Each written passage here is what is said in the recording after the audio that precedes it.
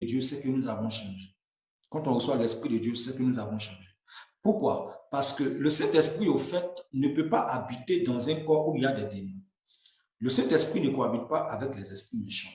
Donc, comme le Saint-Esprit ne cohabite pas avec les esprits méchants, c'est la raison pour laquelle, pour que tu reçoives le Saint-Esprit, il faut que tu abandonnes ta vie de péché. Sans quoi, tu ne peux pas recevoir le Saint-Esprit. Plusieurs disent avoir reçu le Saint-Esprit, mais sont toujours dans leur vie de péché. C'est faux. Ils n'ont pas le Saint-Esprit. Et ce sont ces personnes-là sur lesquelles les sorciers, les féticheurs, les marabouts, les charlatans s'appuient pour parler mal aux chrétiens. Tout simplement parce qu'ils voient que dans la vie de ces derniers-là, il n'y a pas le Saint-Esprit. Il n'y a pas le Saint-Esprit. Ils disent aller à l'église, mais ils n'ont pas le Saint-Esprit. Ils disent, comme on dit, que Jésus est Seigneur, mais aucun changement. Parce qu'il renie la foi, au fait.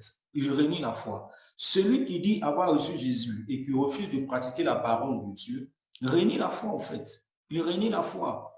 Je vois par exemple une femme qui dit avoir accepté Jésus et qui refuse de vivre le dépouillement, qui refuse de vivre la sanctification. D'abord, le dépouillement, il est à trois niveaux. Le dépouillement au niveau de l'esprit, le dépouillement au niveau de l'âme, le dépouillement au niveau du corps. Une femme qui déjà refuse de vivre le dépouillement corps, âme et esprit a déjà un problème. Le Saint-Esprit ne peut pas habiter en elle parce que elle refuse d'obéir à la parole de Dieu. Voilà, elle préfère rester dans les pantalons, elle préfère rester dans les collants, elle préfère rester dans les mini-jupes, dans les chaînettes aux pieds, elle préfère rester dans les amulettes, elle préfère rester dans les grommettes, dans les montres et toutes ces choses-là. Voilà, dans les chaînes, toutes ces choses-là. Dans les piercings, les oreilles percées, tout ça, le nez percé, le nombril percé, et elle dit avoir reçu le Saint-Esprit.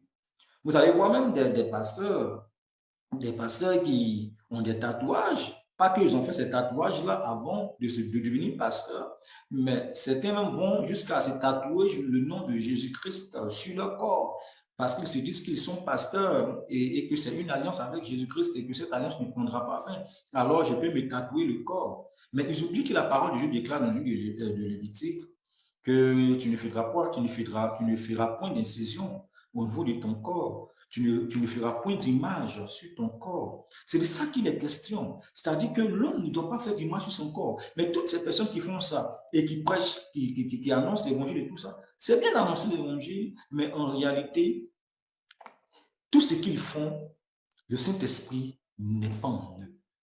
Alors s'ils meurent, c'est la perdition en fait. Voilà, s'il meurt, c'est la perdition. Or, le Seigneur ne veut